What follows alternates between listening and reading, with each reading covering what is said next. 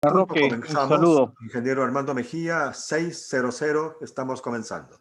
Ya, voy a abrir entonces la sesión para Jaime Reuche. voy a abrir la sesión para que vayan entrando los invitados. Por favor. Bien, ya el seminario web está ahora activo. Ok. Los espectadores.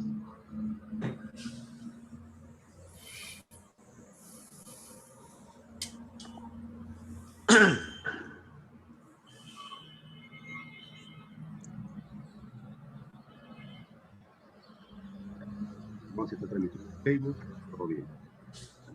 Ya somos 15 espectadores más 11 en sala.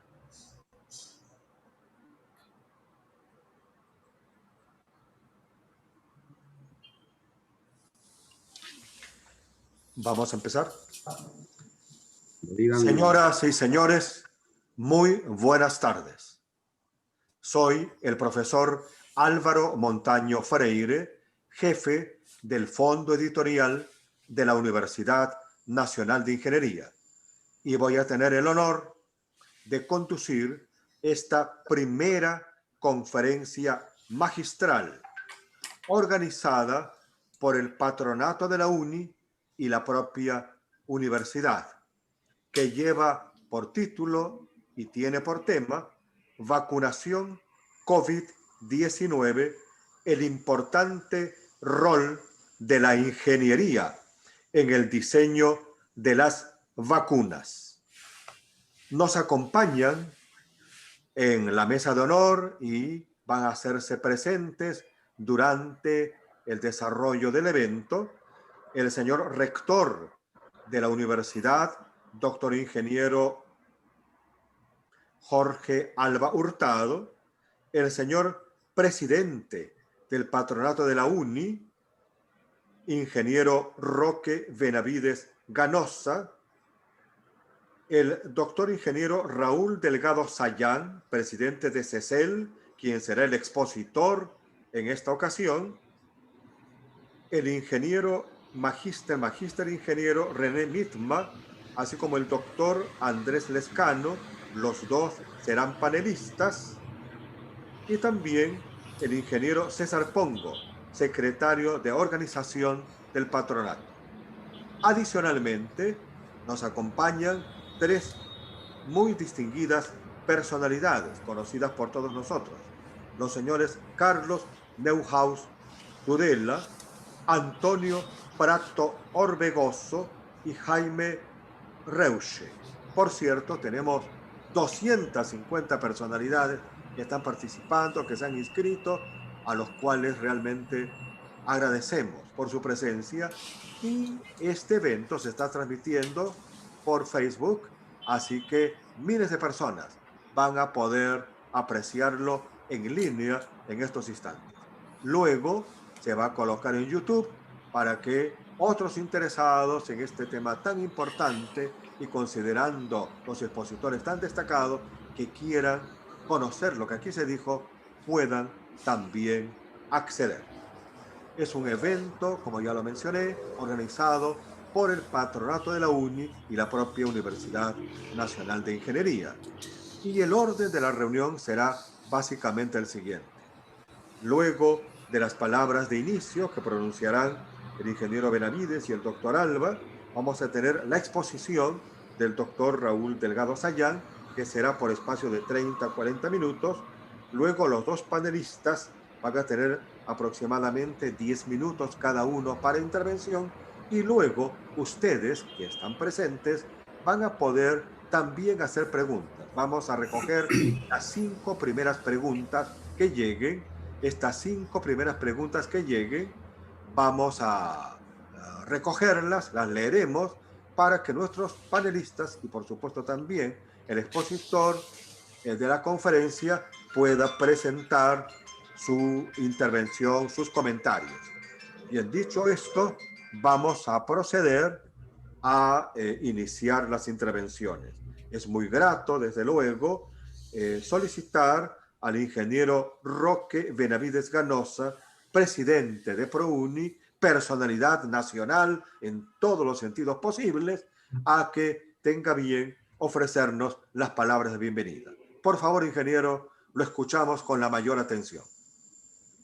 Me es muy grato darles a todos ustedes la bienvenida a este ciclo de charlas que es una iniciativa de uno de los miembros de nuestro patronato, el ingeniero Filiberto Revilla.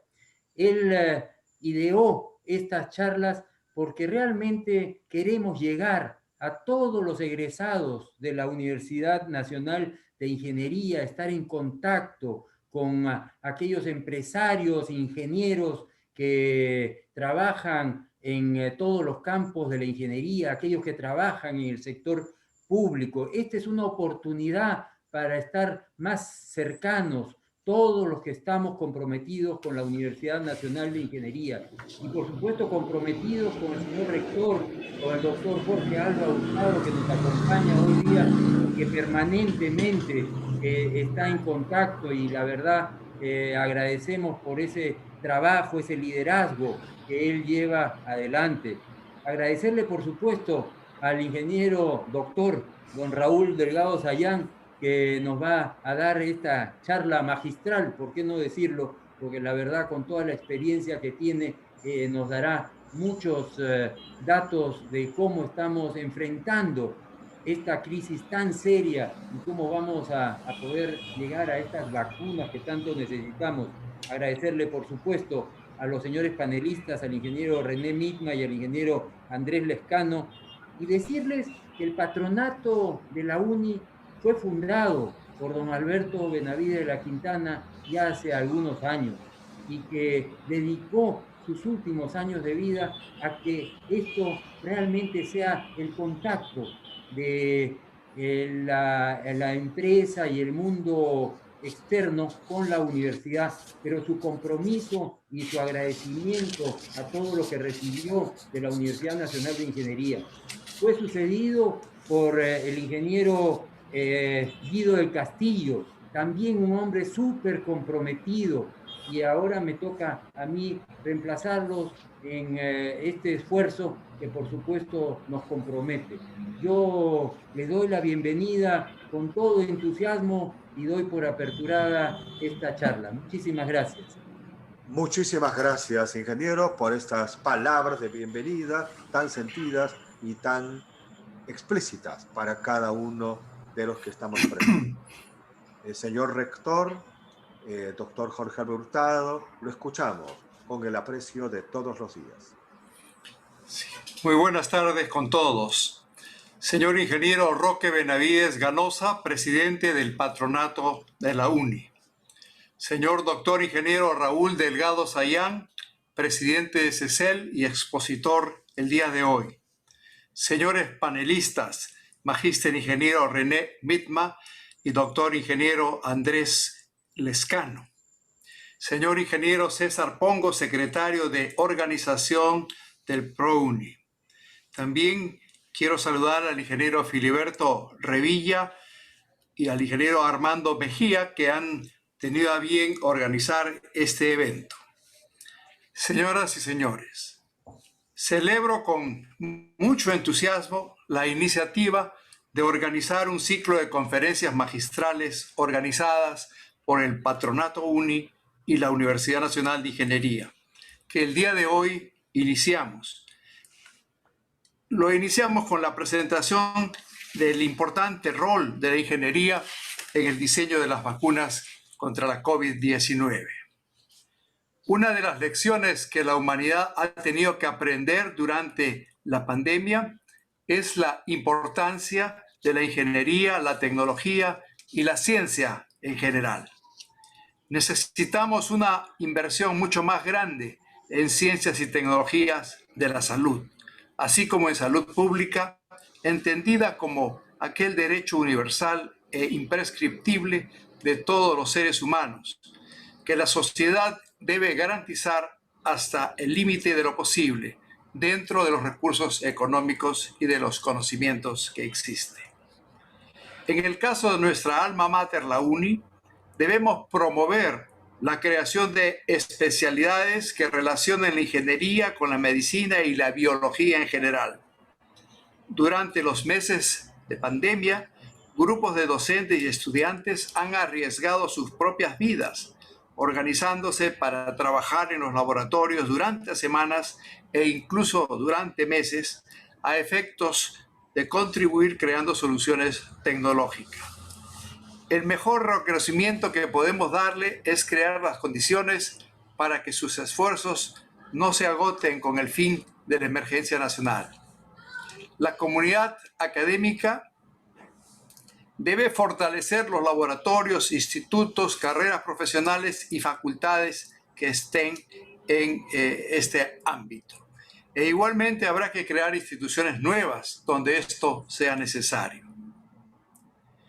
Quiero ahora indicar que la brillante trayectoria de nuestro expositor y de nuestros panelistas en esta primera conferencia magistral demuestra que el Perú posee profesionales y académicos del más alto nivel internacional, perfectamente capaces para liderar proyectos en el sector público y en el sector privado, ante el desafío de crear dentro del Perú soluciones que puedan responder a la demanda interna, pero que eventualmente también podrían beneficiar a otros países. Quiero felicitar en nombre de la comunidad universitaria a los organizadores y expositores.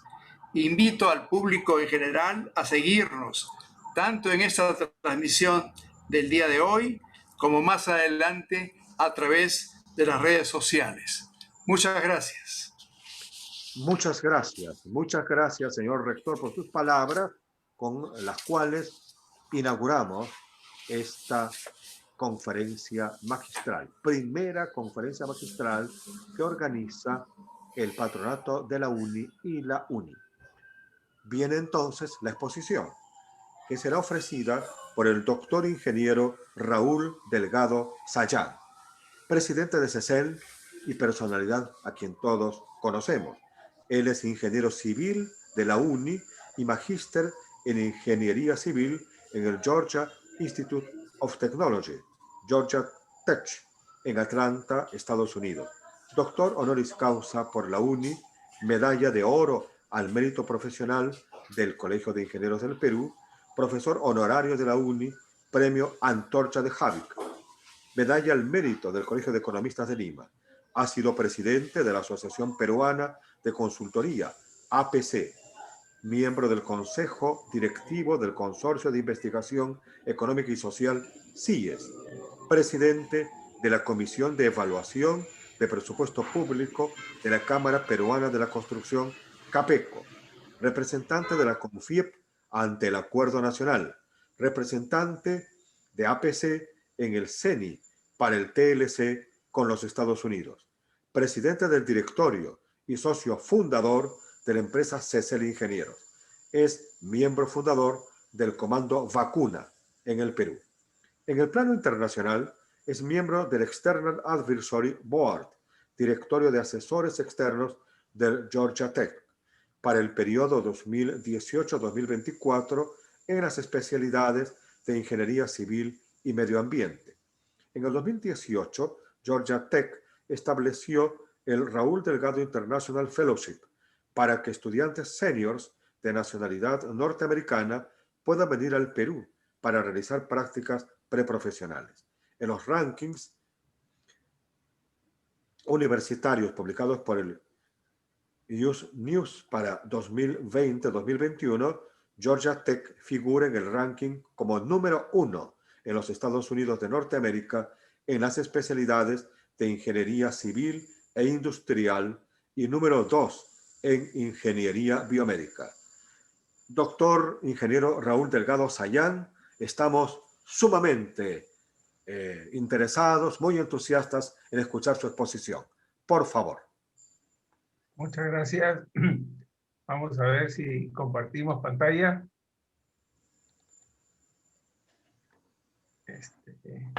Se ve perfectamente. Se ve perfectamente. Vamos a ver si tomamos la pantalla total. Ahí está. Muy bien. Señores, señor rector de la UNI, doctor Jorge Alburtado, ingeniero Roque Benavides, presidente del patronato de la UNI, ingeniero César Pongo, secretario de organización, profesor Álvaro Montaño, distinguidos panelistas, ingeniero René Mitman y el doctor Andrés Lescano, y también un afectuoso saludo a mis colegas del Comando Vacuna, que somos varios los fundadores, nos llamamos los Tres Mosqueteros y somos 4 nada más, pero lo que nos gusta sobre todo es hacer un disclosure siempre que tenemos estas presentaciones, para presentarnos como ciudadanos, sociedad civil, que en un momento dado, por allá en los meses de junio, en principios de junio, finales de mayo, estábamos muy preocupados porque todos los días escuchábamos en las noticias cuántos infectados teníamos y cuántos compatriotas lamentablemente perdían la vida, pero no veíamos un horizonte más allá del término de toda esta pandemia cuando esto pudiera ocurrir.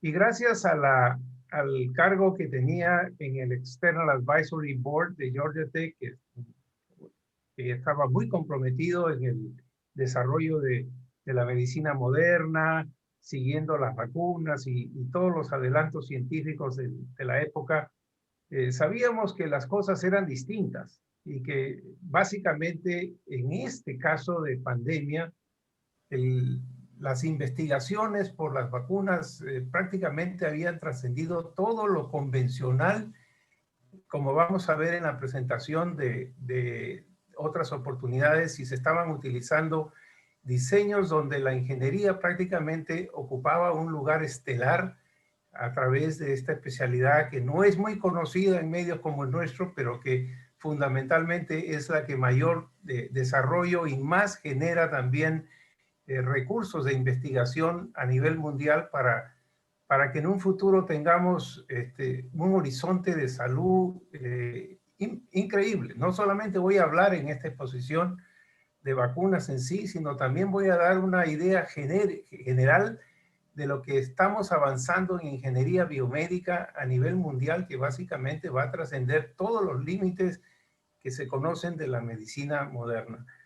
Antes de entrar de lleno al tema de las vacunas, estaba recolectando algunos datos estadísticos de lo que ha significado esta pandemia. A nivel mundial tenemos alrededor de, nos acercamos ya a las 50 millones de contagiados. Desde que comenzó esto, tenemos prácticamente ya bordeando los 50 millones y tenemos alrededor de 1.220.000 personas fallecidas. Pero esta segunda ola prácticamente está golpeando en el hemisferio norte muchísimo más que en la primera ola, y hemos tenido un récord de contagios apenas hace unos días, el 31 de octubre, con cerca de 600.000 personas contagiadas a nivel mundial ese día, en esas 24 horas, ¿no? En cuanto a los costos económicos de lo que ha traído esta pandemia, si nosotros calculamos alrededor del 3% del Producto Bruto Mundial, estaríamos hablando de aproximadamente 2.5 trillones americanos en dólares, o lo que se llama en nuestro sistema 2.5 millones de millones aproximadamente, y en el caso del Perú tendríamos alrededor de una estimación del orden de 33.300 millones de dólares.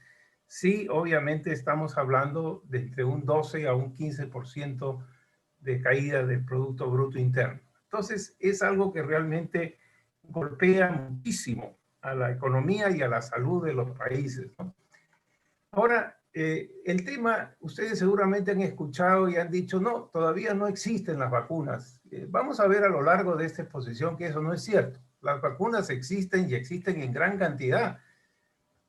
Y en realidad lo que falta es lograr en estos próximos días, probablemente, o semanas, ya la autorización en el mundo avanzado, y seguramente lo van a lograr por la FDA en el caso de Estados Unidos y por el EMA en el caso de Europa, la autorización para que las vacunas puedan ya ser inoculadas, no producidas masivamente, porque ya están siendo producidas masivamente y hay una buena cantidad de dosis en el mundo que prácticamente están esperando estas aprobaciones.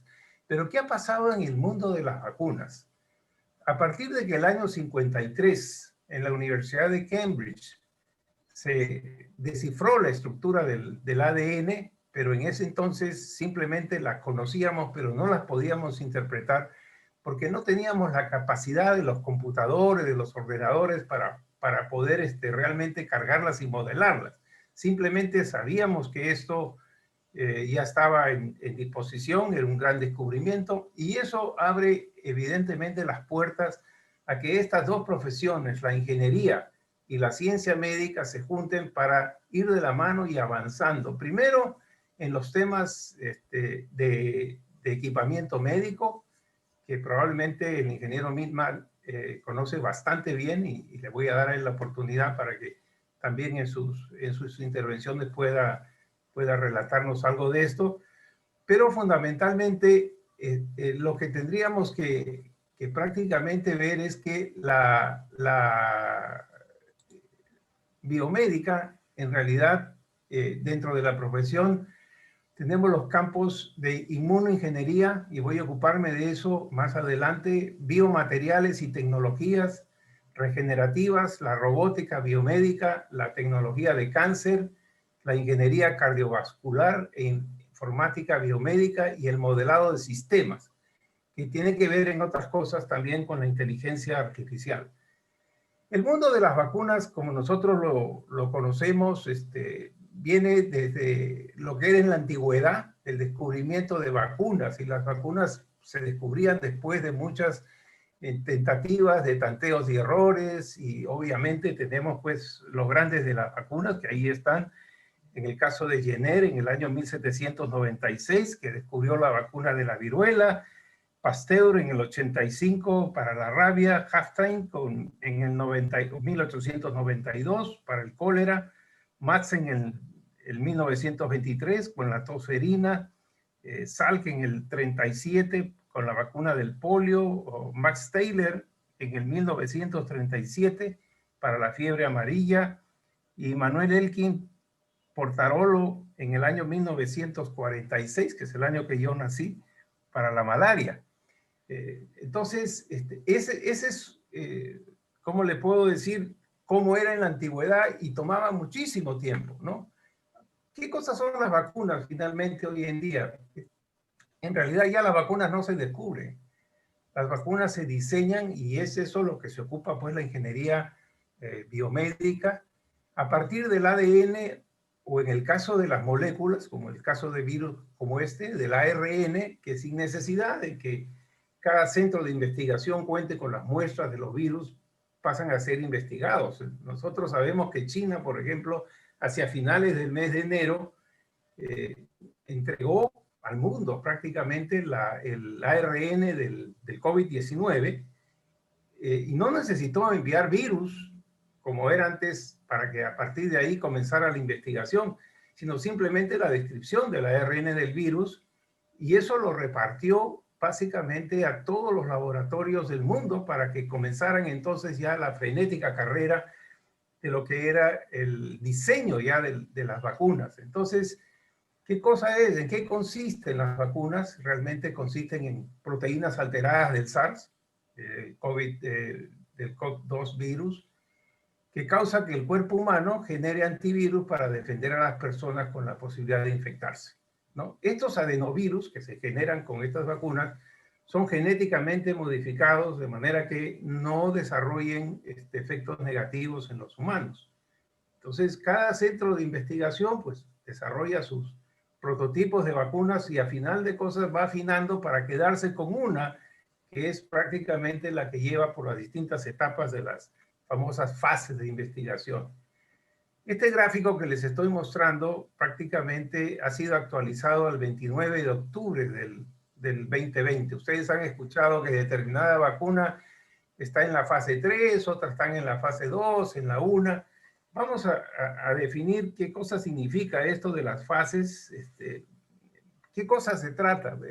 Aquello que figura como fase 0 o preclínica, fíjense ustedes, en este momento hay 156 proyectos de vacuna que están saliendo de la fase preclínica, que es básicamente comprobarlo en animales, para pasar a la fase que están numeradas, que son las humanas. La fase 1, en este momento hay 21 proyectos de vacuna que en realidad, ¿qué cosa estudian? El comportamiento del cuerpo humano en cuanto a generar inmunología, pero también su seguridad. En la fase 2, en este momento hay 14 proyectos de vacuna. ¿Cuál es la diferencia entre fase 1 y fase 2? Que en la fase 2 tenemos nosotros fundamentalmente, pasamos de decenas de personas en la fase 1, por si acaso les voy adelantando, la primera persona que recibió un proyecto de vacuna fue el 23 de abril, y que fue el caso de la vacuna de Oxford, conocida también como de AstraZeneca, que fue la primera persona inoculada, y a partir de ahí otros evidentemente fueron llegando bastante cerca. En la fase 2 prácticamente se afinan las cosas y se ve también una idea de la dosificación de la vacuna. En este momento tenemos 14 en fase 2, pero ya esto se inocula a centenas de personas, ya no decenas, sino centenas. Y la fase 3, ahí sí ya vamos finalmente con la eficacia a gran escala. Y ahí se utilizan decenas de miles de personas, estamos hablando con cifras de alrededor de 30,000, donde la mitad reciben vacuna y la otra mitad no recibe vacuna, y eso se llaman los placebos, que creen que reciben vacuna, pero no la están recibiendo. Y la idea es que si pasa algo, efectivamente, algunos de los que están en fase 3 se puedan infectar, inmediatamente ahí se analiza el código para ver si recibió la vacuna o recibió el placebo. Si le tocó placebo y no le tocó vacuna, en realidad es una buena noticia para la prueba, ¿no? Como lo que pasó en el caso de AstraZeneca, bueno, con el lamentable fallecimiento de un médico de salud que en realidad no había recibido la vacuna, había recibido el placebo, pero por supuesto él sabe también de que existe esa posibilidad, pero independientemente de que hubiera sido voluntario o no hubiera sido voluntario, lamentablemente la suerte hubiera sido la misma. Y finalmente se pasa a la etapa de aprobación. En la etapa de aprobación, en este momento, se ha generado por la pandemia una situación de aprobación de emergencia que fundamentalmente está orientada hacia la posibilidad que tienen los gobiernos de que pasada la fase 3 y cuando todavía se está estudiando los reportes para poder definir y darle la licencia, ya sea por la FDA, la EMA o el Instituto Regulador, en caso de emergencia, ya se puede administrar la vacuna con esa autorización. Hay 4 vacunas en el mundo en este momento que tienen esa autorización de emergencia. Aquí vemos, he seleccionado las que están en fase 2 y las que están en fase 3. Tenemos 14 vacunas en fase 2 y tenemos 10 en fase 3. Aquí quiero hacer un disclaimer importante. Nosotros escuchamos hablar de la vacuna, por ejemplo, de AstraZeneca, escuchamos hablar de la vacuna de Pfizer, escuchamos hablar de la vacuna de Sinovac o de Sinopharma, etcétera. Pero en realidad lo que estamos escuchando son de las farmas, o sea, de aquellas que finalmente nos van a acercar la vacuna. Pero las vacunas no son diseñadas normalmente por las farmas, son diseñadas por laboratorios de investigación de las universidades. Entonces, cuando, por ejemplo, hablamos de la famosa vacuna de AstraZeneca, esa es la vacuna que se desarrolló en la Universidad de Oxford. Si hablamos, por ejemplo, de la vacuna de Pfizer, esa vacuna se investiga y se desarrolla en el Instituto BioNTech de Alemania. Entonces, por eso vemos al costado BioNTech, Pfizer, Fosun Pharma. Si hablamos de la vacuna de Johnson & Johnson, estamos hablando realmente como investigación en el Instituto Bet de Israel. Si hablamos de la vacuna de Arcturus, estamos hablando fundamentalmente del Instituto de Investigación de la Universidad de Duke. Si hablamos de la propia Sinopharma, Estamos hablando del Wuhan Institute of Biological y también del Pekín Institute of Biological. Entonces, el mensaje importante que quería darles es que independientemente de los nombres que escuchamos de las grandes farmas que van a prácticamente comercializar y hacernos llegar las vacunas, en realidad son alianzas que se desarrollan más adelante en función de institutos de investigación de universidades que son básicamente las que han desarrollado estas vacunas. Esta filmina es bien importante porque aquí vamos a ver ingeniería, pero ingeniería pura, ingeniería biomédica. Voy a definir básicamente 4 plataformas de diseño de vacunas que se están aplicando en este caso. Las del lado derecho son quizás un poco más convencionales y las del lado izquierdo son ya de mayor, de otra generación de investigaciones de vacunas, que son las de proteínas y genéticas, ¿no? En el caso, por ejemplo, de las vacunas del vector viral, ¿qué cosa es lo que se hace? Se usa otro virus que no es el coronavirus, donde en una parte la modifican y le colocan algunos genes del coronavirus. ¿Para qué? Para que el cuerpo humano la reconozca y aprovechando como vector viral ese virus que no es el coronavirus, le introducen esta parte genética para que se generen anticuerpos contra el coronavirus. Por ejemplo, en estas vacunas que están en este sector, tenemos esta de la AstraZeneca, de la Universidad de Oxford, que utiliza un virus de chimpancé como vector viral. Está la de CanSino Biological de China, está la de Johnson & Johnson con Israel, que son vacunas que interesan al Perú. El Perú ha estado conversando con algunos de estos laboratorios, después les voy a hacer un resumen de eso.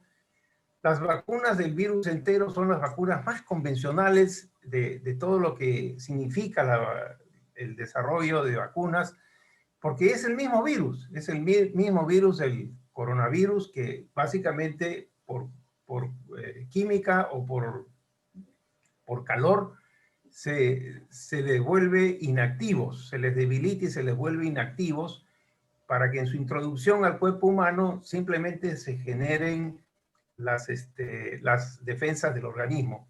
Entre estas tenemos la de Sinopharm de China, que se está probando aquí en el Perú, está en ensayos clínicos en el Perú. Tenemos otra de China, que es la de Sinovac, que en un momento iba a venir al Perú, pero aparentemente ya no viene. No se ha logrado comenzar con ellos. Es una vacuna que se está probando y probablemente va a ser bastante utilizada en Chile, como lo veremos más adelante. Hay la vacuna hindú de Bharat Biotech, pero estas son las vacunas que siempre se han desarrollado desde mucho tiempo atrás con el virus inhabilitado. Vamos a entrar a la parte izquierda. En la parte de abajo tenemos las vacunas que están basadas en proteínas, que en realidad lo que hacen es utilizar una proteína del coronavirus o un fragmento de esa proteína para así provocar la respuesta inmune. Entre ellas tenemos, por ejemplo, la de Novavax, que es una vacuna americana, la Clover de China, que también está en estos, y muchísimas más, ¿no? De las que hemos visto en la filmina anterior. Y finalmente, las más revolucionarias, digamos, las más novedosas, son las vacunas genéticas, que usan uno o más de los mismos genes del coronavirus para así provocar la respuesta inmune. Lo interesante de estas vacunas es que usan genes del coronavirus, pero que son replicados en laboratorio. O sea, no son partes del virus, son copias del virus que se hacen de esa parte genética en laboratorio. Dentro de esas vacunas, que probablemente sean las de generación de aquí en adelante para el mundo moderno, tenemos la famosa vacuna de Moderna, que no tiene que hacer nada con el modernismo, sino es romper palabras, que es el mode of RNA, del RNA de Estados Unidos. Es un laboratorio que se dedica a eso. Está la de CureVac de Alemania, que se está probando aquí en el Perú. Se está haciendo ensayo clínico aquí en el Perú, pero están en fase 2 y se entiende que de ahí va a pasar también a la fase 3.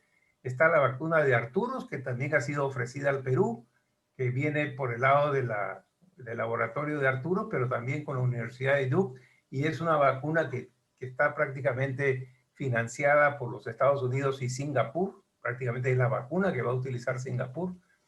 Está la famosa de Pfizer, de BioNTech. Está la del Imperial College of London. Una de las características de estas vacunas de carácter genético es que tienen requisitos bien altos de bajas temperaturas. O sea que son vacunas que uno tiene que ser bastante cuidadoso en saber cómo las va a usar, ¿no? Pero estas son en realidad las 4 plataformas principales sobre las cuales se están desarrollando esos hasta 152 que están en etapa preclínica y las otras que ya están en fase clínica para poder ser conducidas hacia una aprobación, ¿no? ¿Qué cosa pasó en el mundo con relación a la pandemia, ¿no? Cuando, por los efectos de esta pandemia, el golpe a la salud, a la economía que veíamos en los principales meses de marzo, etcétera, Estados Unidos diseña una política a través de lo que llaman ellos la Operación Warp Speed, con la Casa Blanca, y implementada por el BARDA, que es el Biomedical Advanced Research Authority, para poder anticiparse a toda esta larga espera de la aprobación por la fase 1, 2 y 3, e inmediatamente comienzan a hablar con los principales laboratorios y les dicen, te vamos a financiar, ¿para qué? Para que amplíes tus facilidades de producción y comienza a producir ya, para que en el momento en que tú estés básicamente listo para poder, ya tengamos la autorización para poder inocular a las personas, inmediatamente recibamos las dosis, ¿no? Entonces, lo primero que compromete es alrededor de 1.200 millones de vacunas con AstraZeneca, y le pide 300 millones de dosis. En ese entonces, estamos hablando de la época de abril, aproximadamente, cuando recién iban a entrar los de AstraZeneca a las pruebas de ensayo clínico, etapa 1, le pide 300 millones de dosis, pensando que Estados Unidos tiene 330 millones de habitantes, no se sabía que era para 1 o 2 dosis. Resulta que ahora la mayoría de las vacunas son de 2 dosis, y entre ellas la de AstraZeneca es de 2 dosis, entonces eso le va a alcanzar para la mitad de la población, pero no se confiaron con esto, y además también hicieron lo mismo, la misma operación con otros laboratorios. Bueno, Europa se plegó también, hizo su pedido, siguiendo igual, pero también hicieron con Johnson & Johnson importantes acuerdos con 500 millones de dólares para también tomar su seguridad, con Moderna terapéutica con 955 millones, con Sanofi de Francia dieron un pequeño aporte de 30 millones, y después con esta vacuna Novavax, que es bastante revolucionaria en su concepción, acuérdense que era la parte que estaba en proteínas, le dieron 1.600 millones de dólares como adelanto para comprometer, es decir, han comprometido una cantidad de dosis importantes para todas las posibilidades. Recuerden que estaban en la fase 1 y calcularon que alguna de ellas podía caerse durante los ensayos de la fase clínica. Entonces, obviamente, quisieron comprar varias posibilidades y en realidad las tienen todas, pero como son diseños de ingeniería y normalmente los ingenieros no fallamos, resulta que hasta el momento ya debe haber aproximadamente unas 300,000 personas en el mundo que han sido vacunadas a través de estos distintos fases 1, 2, 3 de varias vacunas, y que sepamos y que se sepa, ninguna de las vacunas tiene efectos serios que hayan motivado que las vacunas se caigan. O sea, todas las vacunas están hasta el momento funcionando. Para ir un poco rápido, es lo mismo que hicieron los americanos, hicieron la Unión Europea, manejado prácticamente por 4 países, que eran Alemania, Francia, Italia y Holanda, que comprometieron 400 millones de dosis de AstraZeneca. También Brasil, Gran Bretaña hizo lo suyo por su lado, con prácticamente 100 millones de dosis. Y en el caso de Latinoamérica, uno de los primeros países fue Chile, que también hizo sus acuerdos en este caso, con Sinovac de China, para también estar en la primera línea cuando las vacunas entraran en fase de aprobación y fase de distribución. Aquí pueden ver un gráfico que lo publicó el Economist ya hace algunos meses, el 5 de agosto del 2020, donde en el lado izquierdo tienen la organización, los países que prácticamente hicieron estos pedidos adelantados, y en el lado derecho los laboratorios. Por si acaso debí decirlo al principio, no se preocupen de tomar fotos de las pantallas si encuentran algo de esto interesante, porque esta exposición va a estar en la UNI para que la cuelguen en cualquier momento y puedan accesarla completamente, porque lo que nos interesa a nosotros no es el secretismo, ni mucho menos. Lo que nos interesa como Comando Vacuna y en general es que todos tengan a disposición esta información, que es lo más importante que tenemos al frente, es prácticamente derrotar a la pandemia. Si no lo logramos a través de la vacuna, prácticamente no lo vamos siempre a escuchar la historia de que el virus está al costado de nosotros, ¿no? Entonces, no se preocupen, esto va a estar a disposición de todos los que quieran después obtener copia de este PowerPoint. Lo mismo publicó el diario Gestión en base a información de France 24, donde aquí tiene otra presentación, otro diseño, pero también tenemos alrededor casi de 6.000 millones de dosis que ya en este momento están comprometidas y han sido pagadas en forma adelantada por lo que han solicitado los laboratorios. Y la verdad es que esto tiene una justificación, y es que los laboratorios, para poder abastecer una cantidad impresionante de dosis, que es lo que el mundo necesitan también hacer inversiones. Entonces, por eso es que están requiriendo a los países que quieren asegurar el tener la posibilidad de accesar a vacunas prácticamente de inmediato o en primera línea, que también los ayuden a financiar la inversión necesaria para poder llegar a esta producción. Fíjense ustedes, uno de los puntos complicados en esto es la capacidad de producción de vacunas, porque además también los laboratorios tienen que seguir produciendo las vacunas de otras enfermedades que son también muy necesarias. Un estudio de McKinsey hacia finales de agosto llega a determinar de que para el año 2020, prácticamente hacia finales de año a diciembre, han fabricado alrededor de 1.000 millones de dosis en el mundo. En el año 2021 se pueden fabricar 8.000 millones de dosis de la vacuna COVID-19, utilizando todas las instalaciones de laboratorio. Entonces uno dice, bueno, pues son 9.000 millones considerando todo el año. Ahora, todo el mundo quiere vacunarse el primer trimestre, evidentemente, que cuando se supone que estén ya prácticamente autorizadas las vacunas.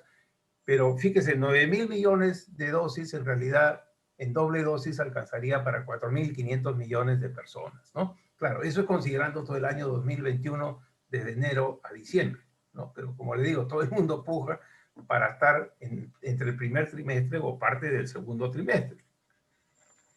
En síntesis, entonces, tenemos que prácticamente, fíjese, en 3 meses, la ciencia, la ingeniería y la medicina ya tienen una respuesta definitiva con relación a la vacuna del COVID-19. Necesitan autorización, pero ya tienen la respuesta definitiva. En el cuarto trimestre del 2020 ya se estima que podrían comenzar a vacunar masivamente a la población si deciden usar aquello que le mencioné, que es el Emergency Act, en tiempo récord, ¿no? Ahora, ¿qué más se está haciendo?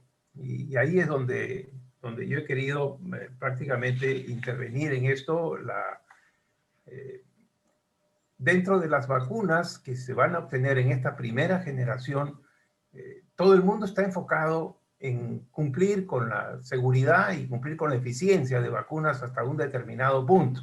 Los ensayos que están en este momento reportando información obtienen en una primera dosis, porque estamos hablando de 2 dosis, están llegando prácticamente hasta 60% de eficiencia, de efectividad. y en una segunda dosis están llegando prácticamente entre 85 a 90% de eficiencia. Por eso es que todos dicen, bueno, vamos a entrar en una segunda dosis. Todavía por el tiempo no se sabe cuánto va a durar esta dosis. Definitivamente apuntan a que dure cuando menos un año o algo así, porque obviamente a lo largo del tiempo puede ir bajando, ¿no?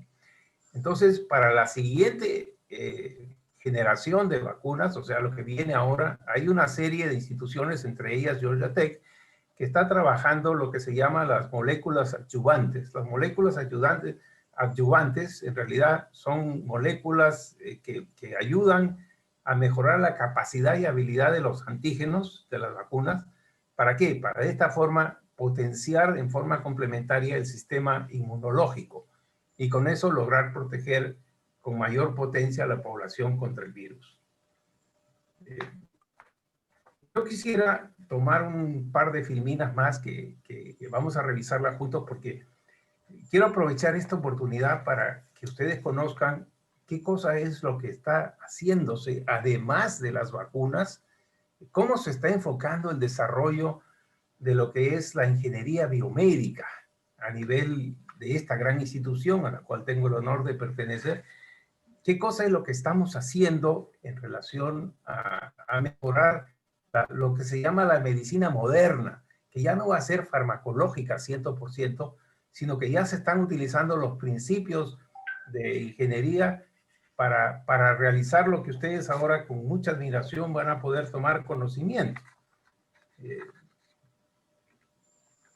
¿Qué está trabajando Georgia Tech? Por ejemplo, en lo que es la neuroingeniería, hacia el lado derecho de la filmina, ¿no? ¿Qué cosa es la neuroingeniería? Es el uso y desarrollo de técnicas de ingeniería para comprender, interactuar o influir en la función neuronal.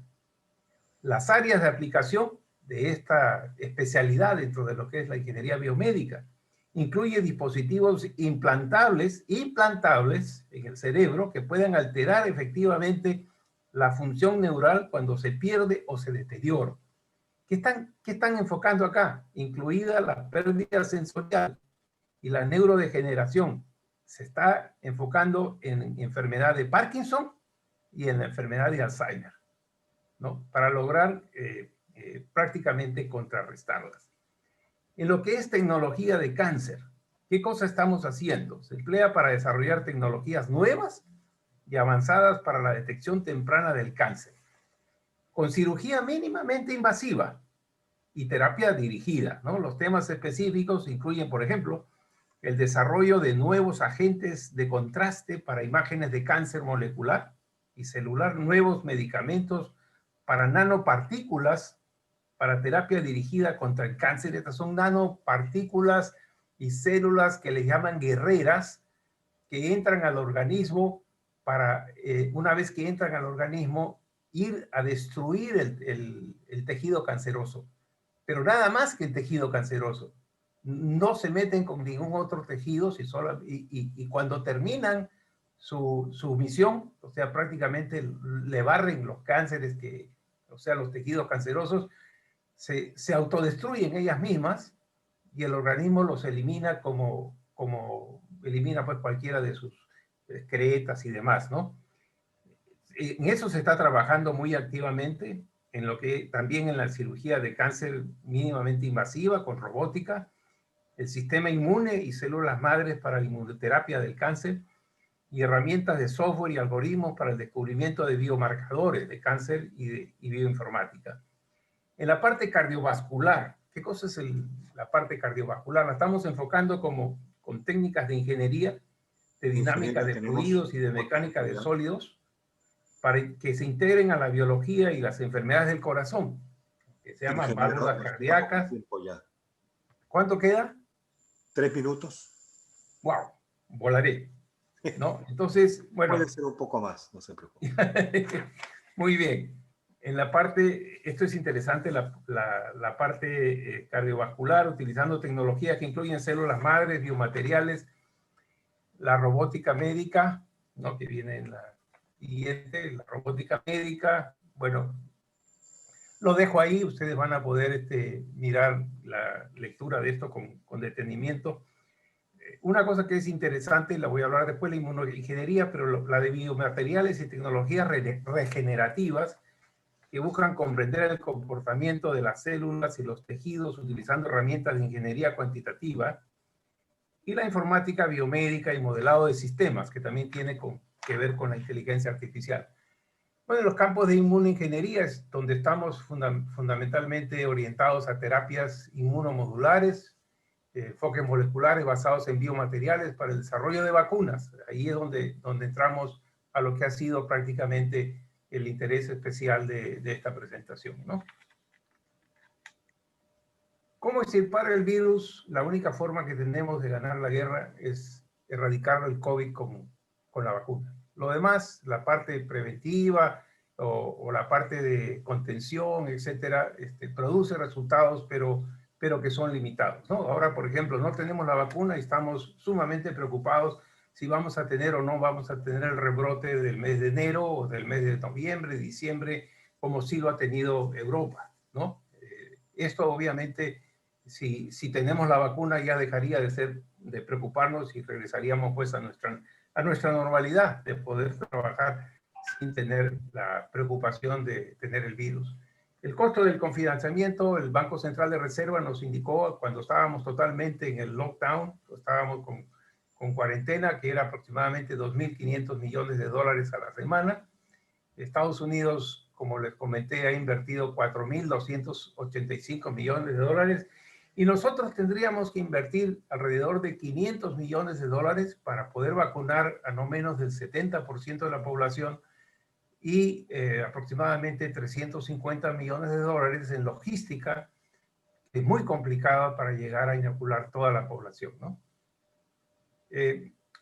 Hace poco se publicó una encuesta de la intención de vacunación y fíjense ustedes, el Perú es el quinto país en el mundo de mayor ansiedad de su población por tener la vacuna, cuando prácticamente el 80% de la población del Perú desea vacunarse, desea ya tener la vacuna. Otros países en menor proporción, y somos los segundos en Latinoamérica después de Brasil. Brasil nos gana con 88%. El primero de ellos es China, que tiene 97%, ¿no? Recomendaciones al gobierno, bueno, el grupo público-privado de expertos, eso no existe, finalmente no tomó esa recomendación. El gobierno decidió hacerla por su cuenta. En cuanto al plan estratégico, en este momento nosotros como comando proponíamos una iniciativa presidencial para promulgar dispositivos de emergencia que en nuestro concepto debieron salir todos juntos, pero salieron de a poquitos, incluso con decretos de urgencia, porque obviamente como las condiciones de mercado para inscribirse son de lograr colocar un adelanto de 20% a la mayoría de los laboratorios para poder realmente adquirir el compromiso. La creación de un comité especializado de vacunas COVID sí lo han hecho, pero lo han hecho solamente a nivel público, 100% no hay participación del sector privado. Y bueno, un deseo de que todavía no se ha realizado mucho, que el MINSA convoque al sector privado para que también los ayude, sobre todo en un tema que es muy complicado, la logística. Tenemos que inyectar, si son 20 millones de personas, tenemos 40 millones de dosis y además las dosis están separadas durante tres o 4 semanas. O sea, quien se pone una dosis el día de hoy tiene que regresar a fin de mes para ponerse otra dosis de la misma vacuna, ¿no? Fortaleza del Perú en inmunizaciones, bueno, el ministerio sabe, es cierto, hace campañas de vacunación bastante efectivas, es cierto, pero lo que siempre le decimos nosotros en el Comando Vacuna es, oiga, un momentito, esta es una campaña muy especial, porque es una campaña así, realmente de varios millones de personas, 20 millones de personas por 2, 40 millones de aplicaciones de vacuna en todo el territorio nacional, eso es una tarea bastante mayor, ¿no? ¿Qué debemos tener en cuenta? Bueno, habían algunas recomendaciones aquí, sobre todo en lo que es organización ejecutiva, cobertura asegurada y planificación anticipada. Si nosotros realmente, como nos dice el gobierno, vamos a estar vacunándonos en los meses de enero y febrero del próximo año, porque ya casi se renunció a diciembre, obviamente ya deberíamos estar primero conociendo qué vacunas nos vamos a poner y en segundo lugar todo lo que está puesto acá como identificar necesidades de las vacunas, contar con los recursos humanos para poder inocularlas, las necesidades logísticas de cadena de frío, que son importantísimas para el transporte, suministros médicos, equipamiento, fortalecimiento de competencias de vigilancia y contar con un plan de comunicaciones, ¿no? ¿Por qué las vacunas tienen diferentes costos? Si ustedes están escuchando de varios laboratorios, bueno, depende pues del enfoque de los laboratorios. Algunos de ellos, como AstraZeneca, que se está vendiendo muy barata, $5, en realidad es han apostado a un mercado masivo de producción en masa. Ahora sí ya se sabe que la mayoría van a necesitar 2 dosis, el costo de oportunidad y obviamente oferta y demanda. ¿Qué significa el costo de vacunas?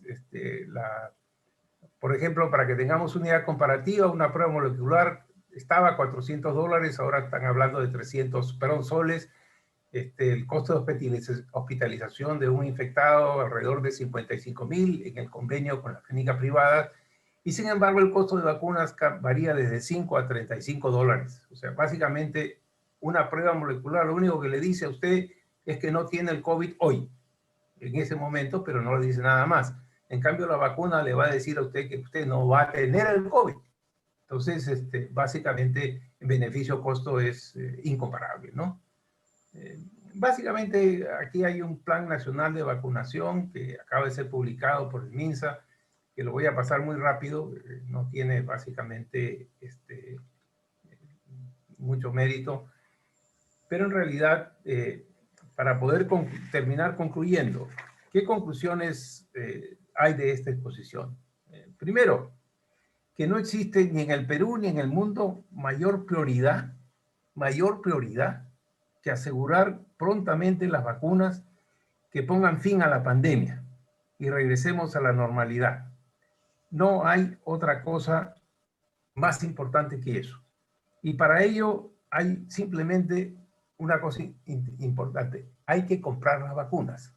Hay que asegurar las vacunas como lo están haciendo todos los países. Nosotros en eso debo decir que no estamos al día, estamos un poco atrasados. Hemos suscrito el COVAX Facility, que es un tema promocionado por la Organización Panamericana de la Salud, pero que como tiene un portafolio de 9 vacunas, probablemente recién esté disponible para el segundo semestre del año y solamente para el 20% de la población. La vacunación en sí es una tarea muy compleja, de adquisición, de transporte, de logística, abastecimiento, distribución y colocación. La meta debe ser estar listo para diciembre y el primer trimestre del siguiente año, no más, para por lo menos generar inmunidad, en salud y servicios especiales y en la población vulnerable, mayor información transparente a la población. La población necesita saber cuáles son las vacunas. Me parece que esto se está llevando con mucho secretismo. Tiene derecho a saber, entonces, para tomar decisiones, qué vacunas hay seleccionadas, qué número de dosis, cuáles son las fechas, cuáles son los costos. Los funcionarios no deben tener miedo de tomar decisiones. Si hace falta, bueno, que involucren a la Contraloría General de la República, quizás como acción concurrente para que les den una tranquilidad, un respaldo, porque son inversiones a riesgo, sí son inversiones a riesgo evidentemente, pero ya un riesgo muy pequeño, no como cuando Estados Unidos recién antes de las fases clínicas ya estaba haciendo la compra de vacunas. Y la pandemia nos ha demostrado muy bien, como ha dicho el señor rector al principio, nuestras carencias en todo orden de cosas, ¿no? Lo más grave es vivir de espaldas a la ciencia y la ingeniería y de los adelantos que están en este momento transformando al mundo. Algunos de ellos muy brevemente se los he dicho en cuanto a la ingeniería biomédica. Nunca saldremos del subdesarrollo si no nos impulsamos hacia sintonizar con los avances de la ciencia. Y recomendar a la UNI, como líder de la ingeniería en el Perú, con 144 años de fundación, para que establezca la carrera de ingeniería biomédica en asociación, porque es muy importante, con una destacada universidad de medicina y que funcione en el campus de la UNI, y así para que tenga el Colegio de Ingenieros, que tenga dentro de sus planes el crear un capítulo de ingeniería biomédica. Como palabra final es simplemente no desmayar en el intento de colocar el tema de la vacunación, de las últimas tecnologías en cuanto a la ingeniería biomédica y a las vacunas y a la seguridad de la población, para que sigamos adelante y mantengamos el tema de la vacuna del COVID-19 prácticamente como un tema de necesidad nacional, gratuita para toda la población, y que podamos restaurar básicamente nuestra normalidad de vida y de crecimiento y desarrollo del país. Por encima, no dejemos que otros temas nos estén distrayendo de este objetivo especial, porque no lograremos la reactivación económica, no lograremos prácticamente la seguridad de salud y de bienestar de la población si no logramos erradicar este virus. Les agradezco muchísimo la atención y quedo a disposición de los panelistas y del público asistente para cualquier aclaración que desee. Muchas gracias. Muchísimas gracias, ingeniero. Muchísimas gracias, ingeniero, por este panorama que abarca lo histórico, lo actual a nivel mundial, lo peruano e incluso propuestas muy específicas para nuestro país y para nuestra alma mater. Propuestas que sin duda son de orientación valiosa para los responsables. Vamos a continuar ahora con los panelistas. La primera intervención es del magíster ingeniero René Orlando Mitma Ramírez, presidente del Comité de Tecnología para la Salud del Colegio de Ingenieros del Perú, Consejo Departamental de Lima. Es ingeniero electrónico de la UNI, máster en Ingeniería Industrial por la Universidad de Lima,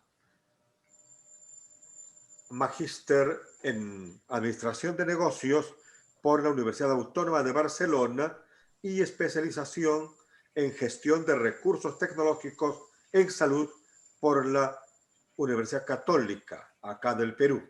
Experto en el diseño e implementación de servicios médicos de alta tecnología como resonancia magnética, tomografía, medicina nuclear, radioterapia, angiografía y radiología en general, con experiencia en gestión de los recursos tecnológicos en salud, en el diseño de la funcionalidad clínica de los servicios médicos por especialidades, en el desarrollo de proyectos de infraestructura clínica y hospitalaria y en el desarrollo de proyectos de equipamiento biomédico. Ha sido docente y realizado trabajos de investigación en la UNI, la UPC y la PUC. Ingeniero, lo escuchamos con el mayor de los intereses. Por favor. Buenas noches, doctor Jorge Alba, ingeniero Roque Benavides, doctor Raúl Delgado, ingeniero Revilla por haber promovido este importante evento y todos presentes acá. Nosotros enfocamos la actuación de la tecnología y por tanto de la ingeniería en el sector salud basado en una trilogía. Y la trilogía es las personas, que a veces nos convertimos en pacientes porque tenemos alguna patología. Luego vienen los médicos y paramédicos, quienes actúan precisamente en recuperar la salud de los pacientes o en mantener la salud de las personas sanas, haciendo uso de la tecnología.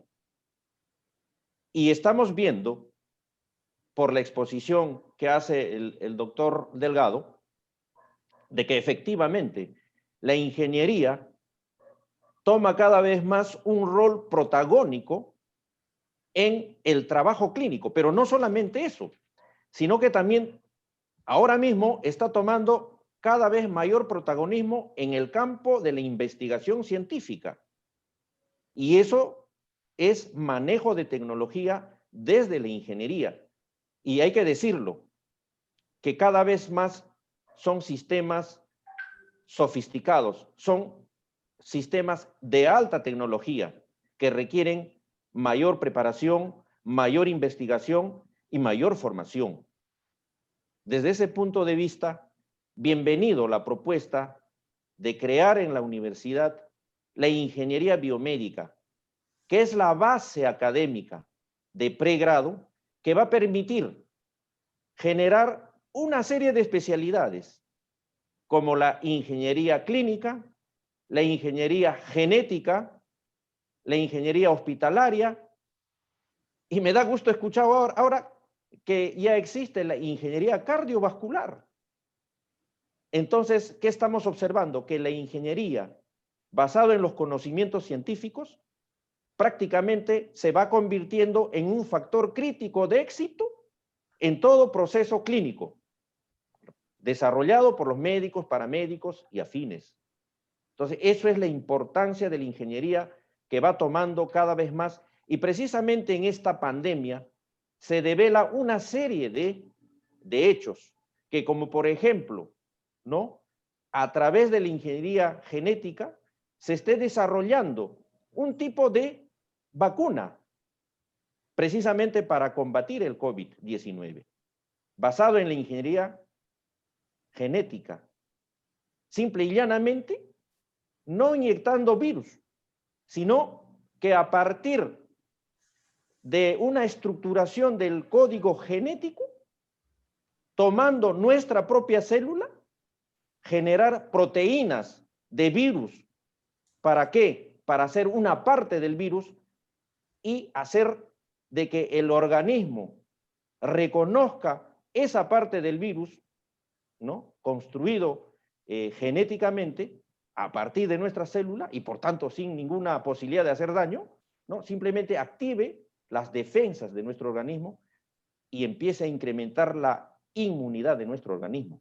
Ese es el principio que tiene, por ejemplo, el aporte de uno de los tipos de vacuna que se está desarrollando. Y dos de ellos precisamente ya está en la fase 3. Sin embargo, es importante decir que esta es una novedad tecnológica. Esta pandemia, esta crisis sanitaria nos ha traído una serie de innovaciones tecnológicas que hemos tenido que hacer durante estos 6, 7, 8 meses. Una revolución tecnológica. Entonces, una de esas es esta. Y qué bueno que eso se desarrolle, porque finalmente no solamente va a tener una viabilidad clínica, sino que también va a tener una viabilidad tecnológica, una viabilidad económica. ¿Por qué? Porque es una opción que va a ser rápida, por lo que hemos comentado y sabemos. Son procesos que se van a fabricar rápidamente, son seguros y sobre todo van a lograr ser baratos, porque tenemos que pensar en la sociedad. Tenemos que hacer prácticamente una especie de labor social. Y la ingeniería, por ejemplo, tiene que ver, así como cuando hemos tenido y todavía tenemos problemas de suministro de oxígeno medicinal, uno de los problemas del oxígeno medicinal, por ejemplo, es la distribución, de cómo distribuimos oxígeno que está en estado gaseoso a menos 183 grados centígrados, cómo distribuimos en los pueblos alejados. Eso es un complejo que tiene que resolver la ingeniería. No hay otra especialidad, no hay otro conocimiento, sino la ingeniería que tiene que resolver eso.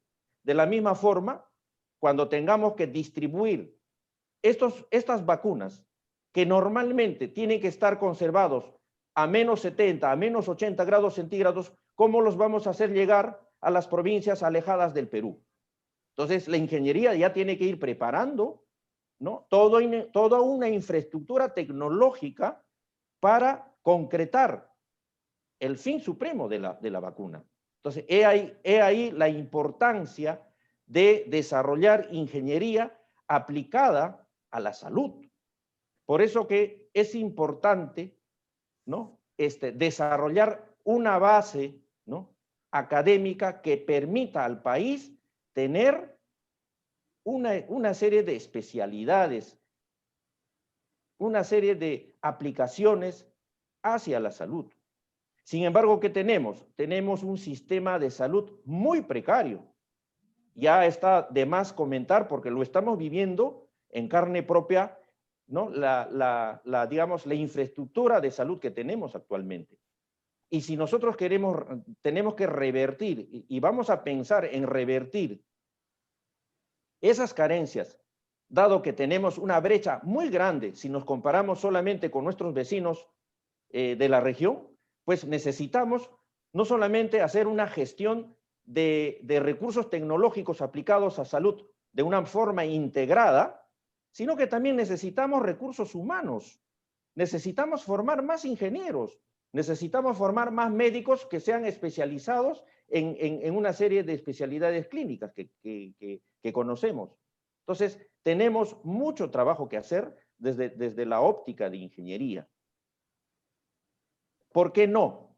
A ver, nosotros en un hospital, en una clínica, hacemos labor de ingeniería clínica. ¿Qué significa eso? Que tenemos que gestionar los recursos tecnológicos, ya sea de equipamiento biomédico, insumos, incluso todo lo que son los sistemas hospitalarios que soportan a los recursos que usan los médicos para atender a los pacientes. Todo eso es la gestión desarrollada por la ingeniería clínica.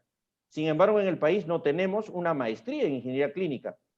Lo ideal es que tengamos magíster o másters en ingeniería clínica que se especialicen a partir de una base académica de pregrado, ¿qué mejor? De la ingeniería biomédica. Por eso es que es importante desarrollar en nuestro país esa base académica para que a partir de allí, ¿no?, tengamos especialistas ya más orientados a puntos específicos como la neuroingeniería, la ingeniería clínica, la ingeniería cardiovascular, la ingeniería genética, especialistas en biomateriales, etcétera, etcétera, etcétera. Entonces, eso es muy importante y yo, sinceramente, saludo este evento porque permite desarrollar programas, ideas, propuestas de implementar toda una infraestructura educativa en ese sentido. Tenemos que tomar conciencia de que nuestro sistema de salud en general espera mucho de nosotros como ingenieros. ¿Por qué? Porque un hospital no es otra cosa que una infraestructura clínica. Y toda infraestructura clínica de hoy en día es de alta tecnología. Y la alta tecnología se maneja, sino de la ingeniería, desde la ingeniería, obviamente con diversas especialidades, con trabajo de especialización en diferentes disciplinas.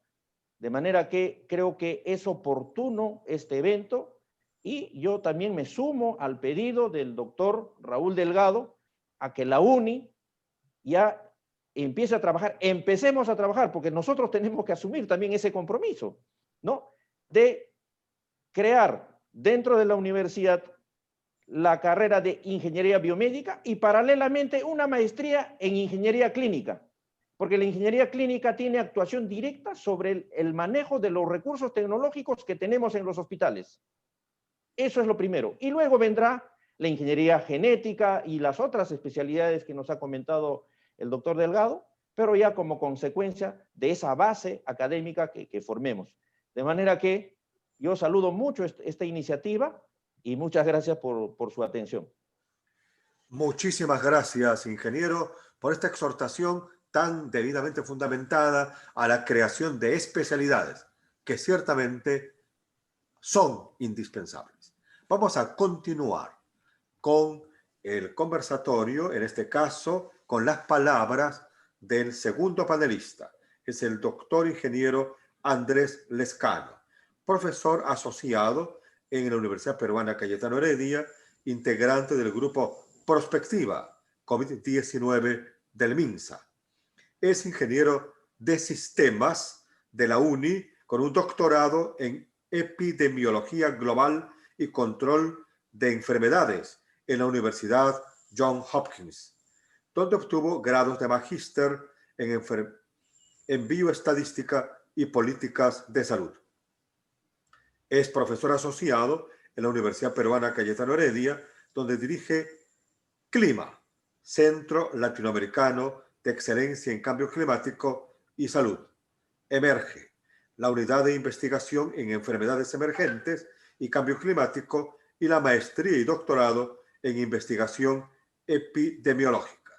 Es profesor adjunto en las universidades de Texas, Rama Médica, Johns Hopkins, Tulane y Wake Forest, y anteriormente fue director general del CDC Perú, el Centro Nacional de Epidemiología, Control y Prevención de Enfermedades del Ministerio de Salud y asimismo integrante del Consejo Directivo de la Superintendencia Nacional de Educación Superior Universitaria de SUNEDO.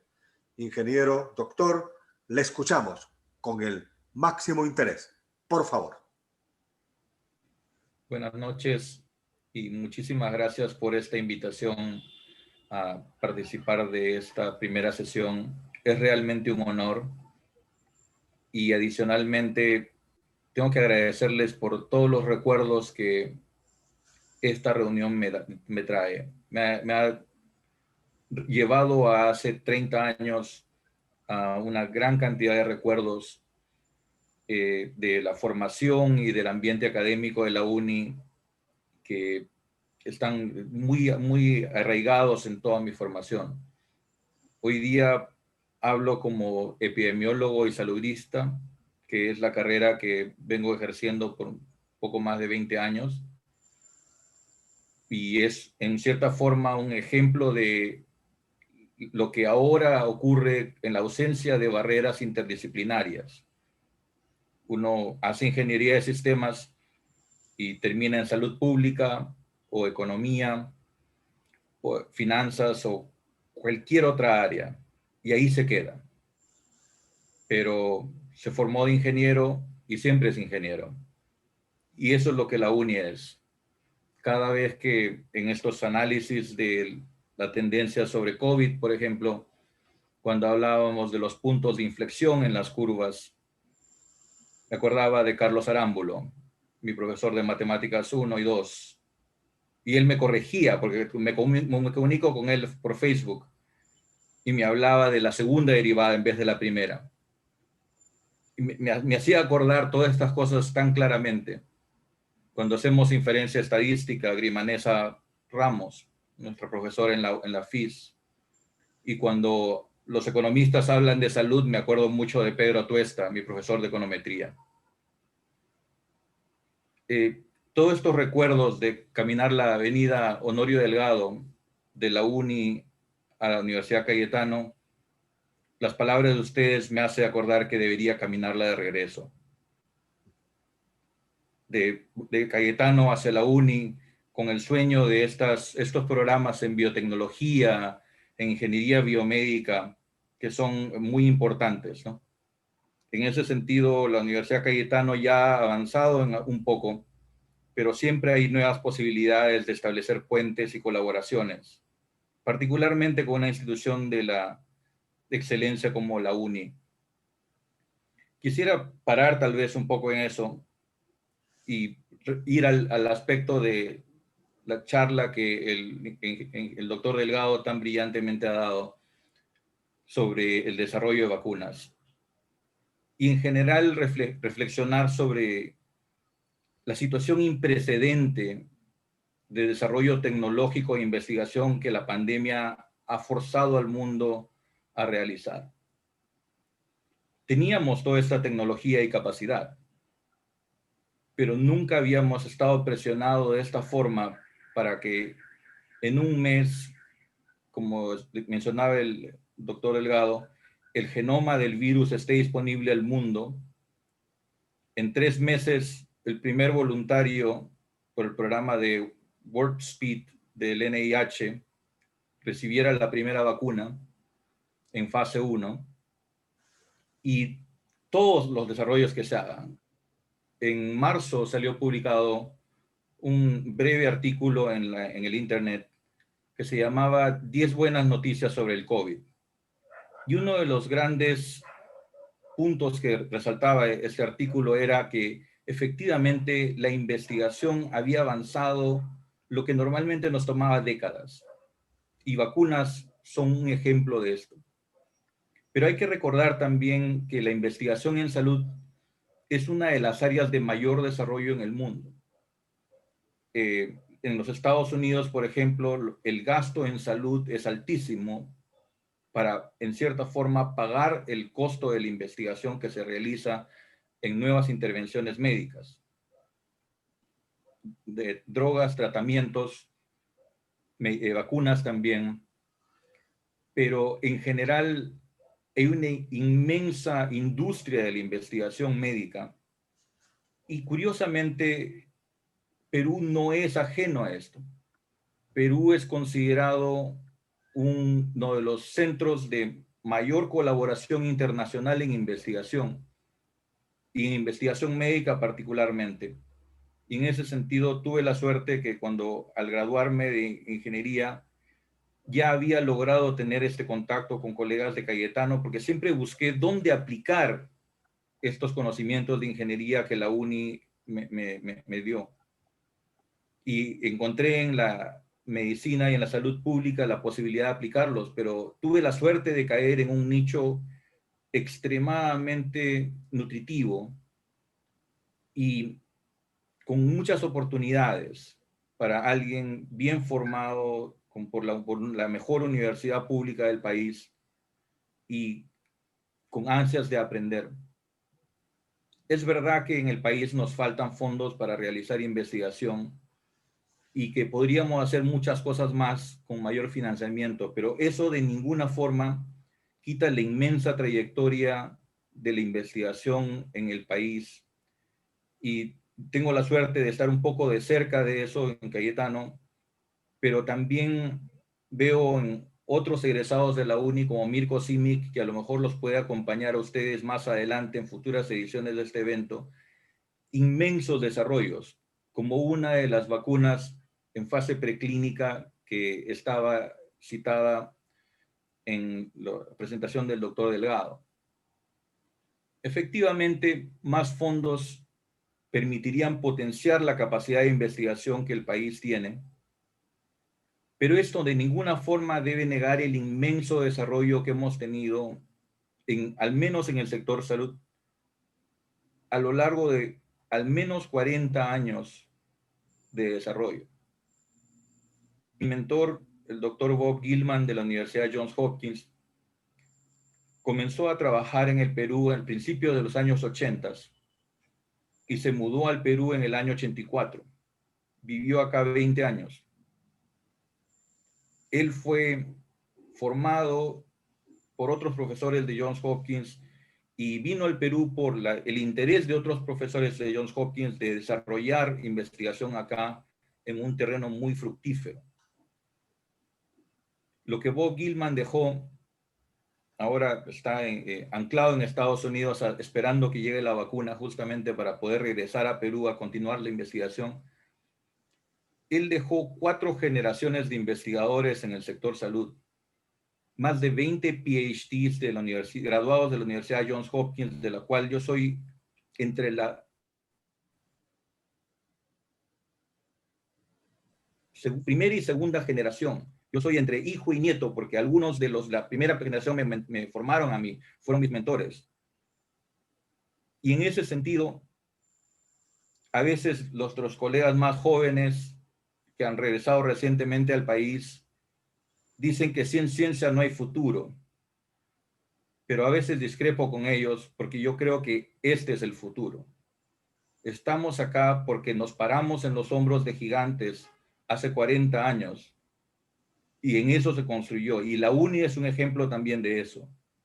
Decir que no ha habido investigación en el pasado es negar la historia de nuestras instituciones. Definitivamente podemos avanzar mucho más. Y la pandemia ha demostrado la importancia de la investigación. pero ha habido mucho avance y eso está mundialmente reconocido en este país. Vacunas son uno de los terrenos más duros donde hacer investigación. Pese a este inmenso avance que se ha hecho en la pandemia, las vacunas, en términos del desarrollo de una investigación y el llevarla hasta el producto final, es algo de lo que es más difícil de realizar. Principalmente porque en las últimas fases uno vacuna a las personas y hay que esperar que los casos de la enfermedad demuestren la eficacia de las vacunas. Y uno, como investigador, activamente reduce el riesgo de enfermedad en las personas que se vacunan, dándoles diagnósticos, información, sensibilización. Entonces uno activamente reduce el riesgo de encontrar una diferencia y una efectividad de la vacuna. Es uno de los terrenos más duros que hay. En este momento tenemos lo que se llama vaccine hesitancy, que son las dudas ante las vacunas. Lamentablemente generadas por hace 20 años principalmente, un estudio erróneo publicado en la literatura, malintencionado y sesgado, que Doctor, estamos en el límite del tiempo. Sí, disculpe, solo un minuto para terminar. Que asociaba las vacunas con riesgo de tener problemas de desarrollo en los niños. Ese estudio fue retractado, pero el daño que eso dejó fue terrible. Y muchas personas ahora dudan de las vacunas, pese a que son uno de los mayores desarrollos de la salud pública en toda su historia, al lado de la higiene, el jabón y los antibióticos. Me complace en extremo compartir con ustedes este espacio sobre vacunas y el impacto que tienen en el futuro. Su llegada va a ser muy importante para comenzar a acercarnos a regresar a la normalidad, pero no va a ser todo. Porque las vacunas no van a ser perfectas inicialmente, van a ir mejorando progresivamente y van a ir llegando a todos. Y por mientras tenemos que tener paciencia, optimismo sobre el futuro y continuar cuidándonos unos a los otros para evitar infectándonos en esta pandemia que nos ha quitado generaciones de las personas más valiosas de la sociedad. Gracias por la oportunidad de conversar ante ustedes. Ingeniero Delgado, doctor Delgado, qué placer escucharlo hablar. Personas que están en otros campos. Yo no me siento solo estando rodeado de médicos ahora, sabiendo que hay personas como usted que han hecho una carrera de esa forma. Gracias por la oportunidad de regresar a la uni virtualmente. Muchísimas gracias, doctor, por sus palabras que nos reafirman en la esperanza. Vamos ahora a un momento adicional de esta conferencia magistral que consiste en palabras, digamos, finales, primero de los expositores, 3 minutos cada uno, y luego, perdón, primero de los panelistas, Ingeniero Álvaro, cada uno, y doctor, luego profesor Álvaro, disculpe. Las preguntas que vamos a escucharlas. Las preguntas, sí. Hay algunas preguntas, se las he pasado o si quiere las dicto, como prefieran. Muy bien. Hay un par de preguntas, bueno, casi toda la mayoría de preguntas han sido para el doctor Raúl Delgado. Nos hemos permitido agruparlas, algunas de ellas. Hay un par de preguntas que van en conjunto. Es, ¿hasta cuándo se esperan los resultados de la dosis de prueba aplicadas en el Perú? ¿Y cuánto ha sido su costo? ¿Y cómo se verifica la efectividad de la vacuna seleccionada? ¿Puedo ayudar con esa? Bien, por favor, sigamos todas las preguntas, porque son el bloque y luego van las intervenciones, primero de los panelistas y luego del expositor. A ver si puede tomar nota. Ya comenté la primera pregunta relacionada a la aplicación de dosis en el Perú, ¿no? La segunda es con respecto a las vacunas genéticas, ¿no? La pregunta es, ¿Existen ya vacunas en el mercado del tipo vacunas genéticas o las vacunas de este tipo para el COVID-19 serán las primeras en el mundo? El tema de dosis aplica para todos los 4 tipos de vacunas descritos en su presentación. ¿Cuál es la lógica de que esto se aplique con vacunas nuevas tipo las genéticas, que nunca han estado en el mercado? Es el segundo bloque de preguntas, digamos, alrededor de las vacunas genéticas, que hay mucha curiosidad al respecto. Y la tercera pregunta escogida, porque ha habido más y agradecemos a la participación de todas las personas que han hecho llegar sus preguntas, indica, toda innovación tiene el componente de investigación y producción a gran escala. ¿Cuál de estas etapas tiene el mayor costo en el caso de las vacunas COVID-19? Componente costo entre lo que es investigación y producción a escala. Si desea, le puedo repetir alguna pregunta, si alguna es necesario hacer alguna precisión. Muy bien, gracias. Entonces vamos a las intervenciones finales. Como dije, 3 minutos la de los panelistas y 5 minutos del expositor. Inicialmente, por favor, ingeniero René Mitma, le escuchamos. Muchas gracias.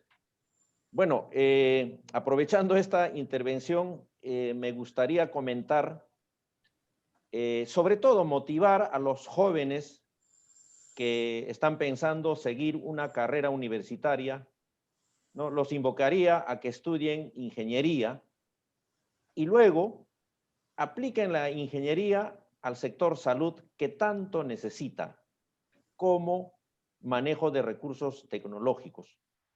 Eso es muy importante. ¿Por qué? Porque en nuestro medio carecemos de ingenieros especializados en aplicaciones de la tecnología hacia la salud. Como comentaba anteriormente, una de las especialidades de la ingeniería que se aplica en el día a día en el sector salud es la ingeniería clínica. ¿Qué es la ingeniería?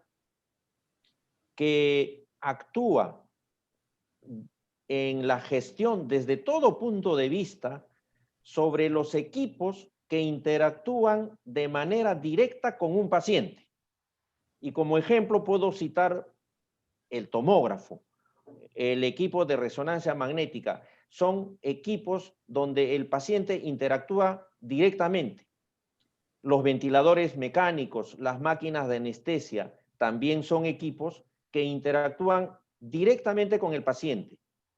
Entonces, esos equipos tienen esa característica y por tanto requieren de una gestión especializada que se llama ingeniería clínica, que no es otra cosa que la especialización a partir de una base de ingeniería que idealmente debería ser de ingeniería biomédica o de ingeniería electrónica u otras ingenierías afines, pero es una especialización que tenemos que hacer, porque es lo que necesitamos ante todo en estos tiempos. Pero también hay la ingeniería hospitalaria, que tiene que atender la infraestructura que más bien soporta a los equipos que interactúan directamente con los pacientes.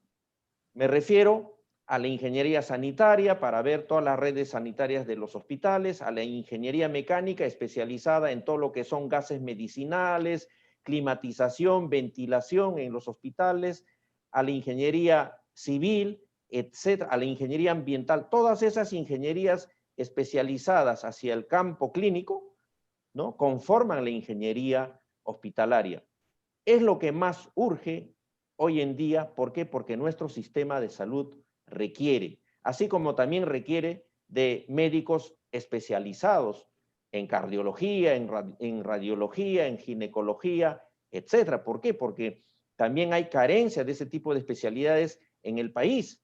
Si ustedes van a muchos departamentos del interior, van a encontrar que se carecen de ese tipo de especialidades. Pero, o sea, no solamente es una carencia de especialistas en el campo de la ingeniería, sino también en el campo de la medicina, ¿ya? Yo les puedo comentar que he participado en la implementación de infraestructura de alta tecnología, pero que lamentablemente ha estado meses sin utilizarse. ¿Por qué? Porque hacía falta de la otra parte de la tecnología que viene a ser los recursos especializados en salud.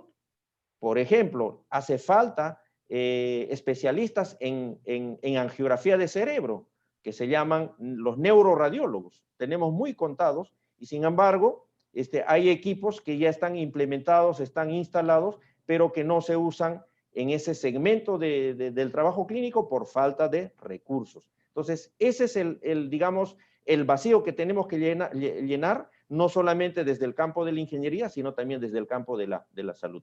Muchas gracias. Muchas gracias, ingeniero. Ahora la invitación al doctor Lescano, por favor.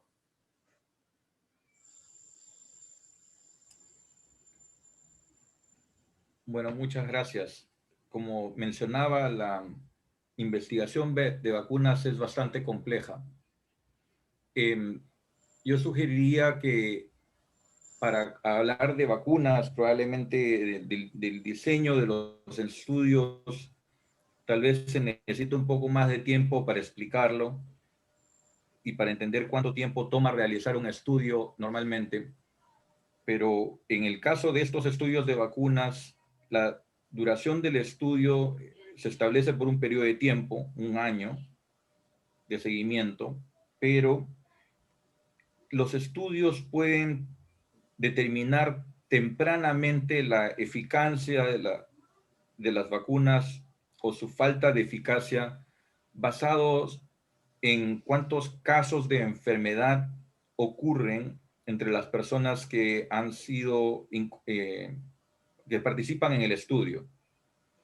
Entonces, en ese sentido, hay planes de análisis que después de una cantidad de eventos determinan que se debe, de enfermedad de COVID, determinan que se debe hacer el análisis de la eficacia.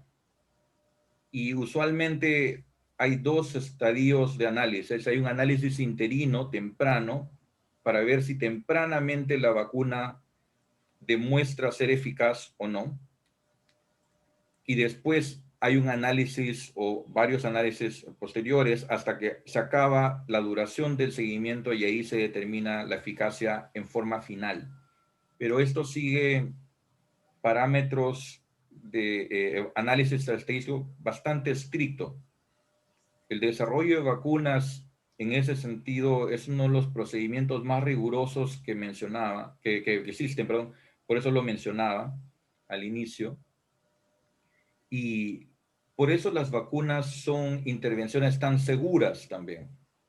Aún si están usando tecnologías nuevas para la vacunación, las vacunas son evaluadas en múltiples etapas, como todas las tecnologías médicas, y en su etapa final se aplican a decenas de miles de personas con frecuencia, lo cual genera mucha información de la seguridad, por lo cual se sabe qué eventos ocurren cuando una persona es vacunada. No hay un poquito de dolor en el hombro en lugar de vacuna, tal vez alguna fiebre, dolor de cabeza, leves mareos, pero en general todos estos eventos son muy leves porque se diseñan los estudios para que si las vacunas presentaran efectos adversos severos asociados a su aplicación, esos eventos determinarían que el estudio de la vacuna no progrese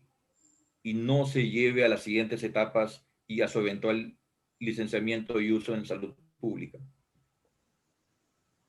Ahora, esto hace que los estudios de vacuna sean muy caros y que solo se realicen cuando hay un potencial mercado muy importante para su aplicación o un financiamiento muy grande. Pero este es el caso del COVID, en el cual, por ser una emergencia global que no hemos visto en los últimos 100 años, hay ese nivel de inversión y esos esfuerzos de investigación para desarrollar estos productos tan necesarios. Y lo último, mencionar que en cada una de las fases de desarrollo de la vacuna, algunos productos no logran demostrar todas las características ideales de ser eficaces o de ser seguros. Y de todos los productos, por ejemplo, que están actualmente en fase 3, en la estadía el estadio final, no todos van a lograr ser efectivos y van a poder estar disponibles. Entonces, eso hace que el costo de desarrollo sea bastante grande, porque se tiene que financiar el costo de productos que no llevan al mercado, que son bastante costosos. Entonces, es una tarea muy grande y por eso mencionaba nuevamente que el desarrollo de vacunas es una de las áreas con más retos de la investigación en salud. Muchísimas gracias, doctor. Muchas gracias. Ahora la voz y la imagen corresponden a nuestro expositor, el ingeniero Raúl Delgado Sayán. Por favor, ingeniero. Muchas gracias a todos, especialmente a los que nos han estado acompañando, a los panelistas que han tenido dos brillantes intervenciones. El doctor Lescano prácticamente ha contestado las preguntas y las ha contestado muy bien toditas. Yo no podría sino respaldar prácticamente casi todo lo que él ha dicho. Quizás complementar solamente los requerimientos que tienen las dos entidades principales que van a autorizar la masificación de las vacunas, el FDA, que es para la vacuna americana, está requiriendo demostrar un 50% en esta primera generación de vacunas, un 50% de efectividad, que en este momento prácticamente la mayoría están apuntando y están obteniendo resultados bastante mayores, y obviamente se están asegurando por una segunda dosis, ¿no? En este momento lo que yo sí conozco es que la vacuna de AstraZeneca, que por el momento ha sido dejada de lado, a mi modo de ver, inexplicablemente por el Perú, habiendo sido ya colocada prácticamente en casi toda Latinoamérica. Ellos están aumentando incluso el muestreo de los 30,000 voluntarios, porque sucede lo que acaba de decir el doctor, o sea, prácticamente la gente no están teniendo todavía las infecciones que desean tener desde el punto de vista de los placebos, ¿no? Para medir incluso el grado de eficiencia. Le miden la prueba de inmunidad y están bastante bien, que es básicamente lo que se está dejando conocer.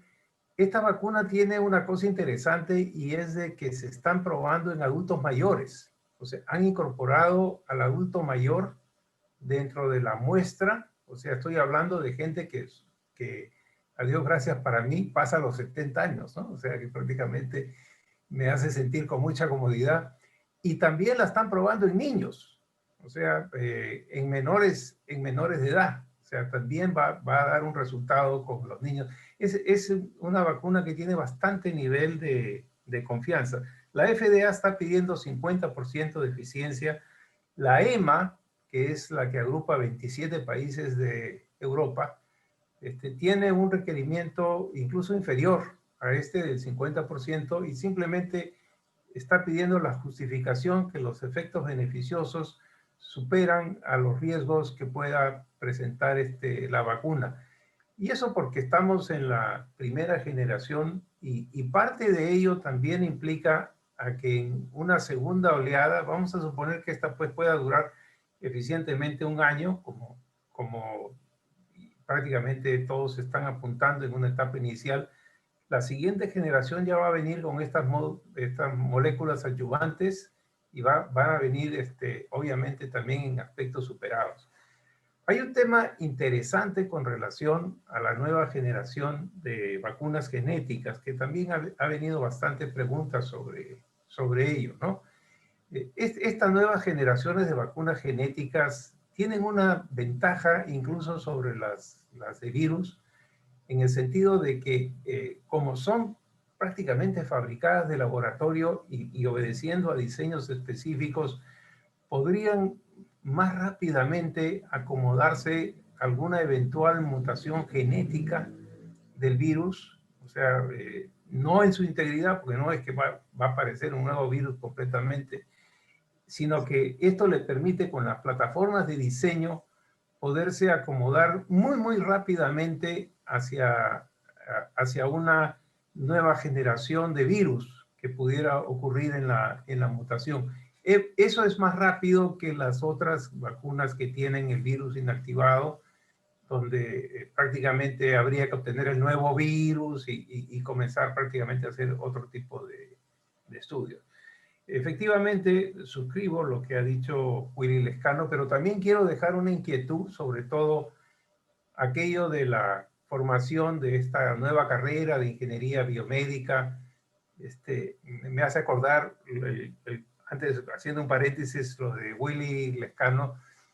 Mi padre, por si acaso, César Delgado Cornejo, fue uno de los fundadores de Cayetano. Y mi hermano César Delgado Sayán, creo que está en las primeras promociones de Cayetano de fundado. Y como él estudiaba en Cayetano y yo estudiaba cerquita nomás en la UNI, también recorría la avenida Honorio Delgado, que también lleva el nombre de la familia, y también es pariente nuestro también, dicho sea de paso. Recorríamos, pero para juntarme con mi hermano y movilizarlos de jóvenes, no diré cachimbos, pero de jóvenes, porque estábamos muy cerca para comunicarnos y demás.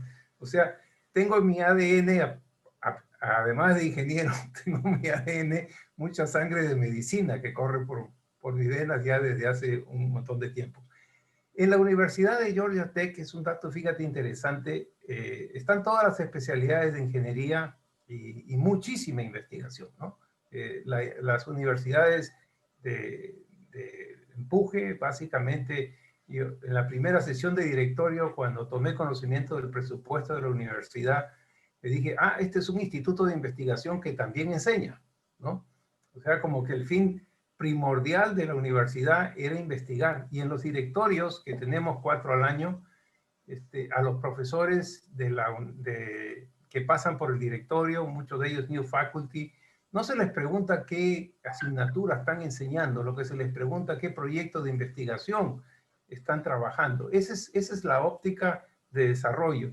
Pero como todo se muestra en cifras, le digo, por ejemplo, la universidad tiene un presupuesto del orden de $2.000 millones anuales, de los cuales 1.150 son en investigación. O sea, prácticamente más del 50% del presupuesto es en investigación. Y obviamente están todas las especialidades de ingeniería, pero la sorpresa que les voy a dar es la siguiente: entre el 25 y el 27% va a lo que llaman el School of Biomedical Engineering. O sea, prácticamente la gran mayoría es la número 1 en dinero para investigación. Ahora, ¿de dónde viene ese dinero? Ese es un tema sumamente interesante. Ese dinero viene en un 80% del gobierno federal americano y en un 20% de empresas privadas que se han juntado, que tienen oficinas ahí, que siempre están respaldando proyectos. ¿De qué se trata? ¿Por qué el 80% viene del gobierno federal? Porque lo que se está tratando es de que esta investigación que comienza en la parte de institutos de investigación de la universidad en base a grants del gobierno americano, toda esta primera etapa de la investigación, que es sumamente costosa, la desarrollan en base a estos grants. Y cuando se tiene el producto que prácticamente ya pasa a desarrollo para masificación o para incluso perfeccionamiento, para comercialización y demás, entonces ahí se invita a los laboratorios privados a que muestren su interés, como lo hemos visto ahora en la presentación que hice en los temas de vacunas. Las vacunas no las investigaron ni en AstraZeneca ni en Johnson & Johnson, las investigaron en institutos de investigación, pero lo que no se les permite fundamentalmente es que los costos tremendos de esta primera etapa de investigación se lo carguen ya al producto final. De esa manera, el resultado del medicamento o el resultado de la vacuna, etcétera, ya baja en nivel de autorización de costo para que pueda ser y estar al alcance de la mayoría de las personas. O sea, no sale como salen esas patentes inicialmente con costos altísimos, donde con todo derecho, obviamente, quienes la desarrollan si es un capital privado, tratan de obtener incluso utilidad como parte de ese medicamento. Yo creo que cuando comencemos nosotros en la parte de comenzar a hacer nuestra investigación en ingeniería biomédica, sí hay que conversar realmente con el Estado peruano, y el Estado peruano tiene necesariamente no solamente que darle partida a la parte de infraestructura hospitalaria o a la parte de médicos, sino también tiene que dedicar una porción, creo yo, para apoyar a las universidades que estén desarrollando investigación en ingeniería biomédica al alcance de lo que son principalmente nuestras enfermedades endémicas, ¿no? Y mucho, por supuesto, de lo que no he podido hablar todavía, pero que sí conozco de investigación, se están orientando hacia ese tipo de patologías o de enfermedades de cáncer, de cardiovasculares y de cerebro, de prótesis inteligentes y demás.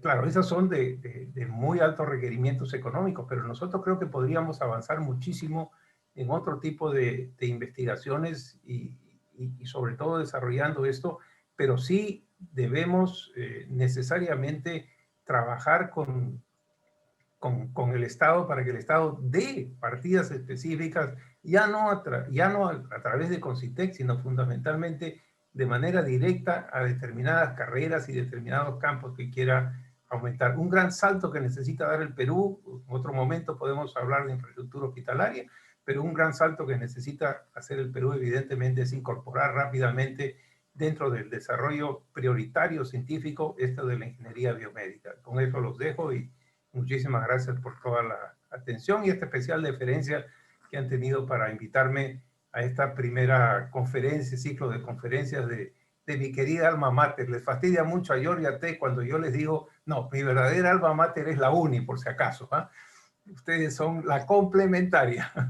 Muchas gracias por todo.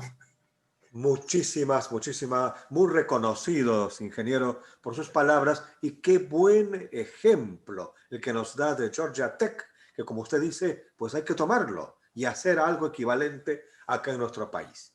Vamos a concluir esta conferencia magistral, pues con las palabras de cierre y informe muy necesario de actividades del Patronato de la UNI que nos ofrecerá el ingeniero César Pongo, secretario de Organización de ProUni. Por favor, ingeniero. Muy buenas noches con todos. Señor doctor ingeniero Jorge Alba Hurtado, rector de la Universidad Nacional de Ingeniería. Ingeniero Roque Benavides, presidente del Patronato. Señor doctor ingeniero Raúl Delgado Sayán, presidente de CECEL. Señores panelistas, señor ingeniero René Orlando Mitma, doctor Andrés Lescano. Señores fundadores, junto con el doctor ingeniero Raúl Delgado Sayán del Comando Vacuna, señor Carlos Neujas Tudela, señor Antonio Prato Orbegoso, señor Jaime Reuche, ingeniero Filiberto Revilla, secretario de Relaciones Públicas del Patronato, ingeniero Armando Vejía, profesor Álvaro Montaño. La verdad, estamos muy contentos y complacidos de esta convocatoria organizada y dirigida por el ingeniero Revilla y muy satisfechos con la ponencia del doctor Raúl Delgado Sayán, que nos ha brindado realmente una brillante exposición. Nos ha confirmado muchas cosas. Por ejemplo, el impacto que ha tenido en el mundo. 3% del PBI. Es una suma importante que ha afectado el mundo. Pero también nos ha traído una buena noticia. Las vacunas existen. Entonces, solamente nos queda esperar. Esperemos que quizá en el primer trimestre del próximo año empiece el proceso.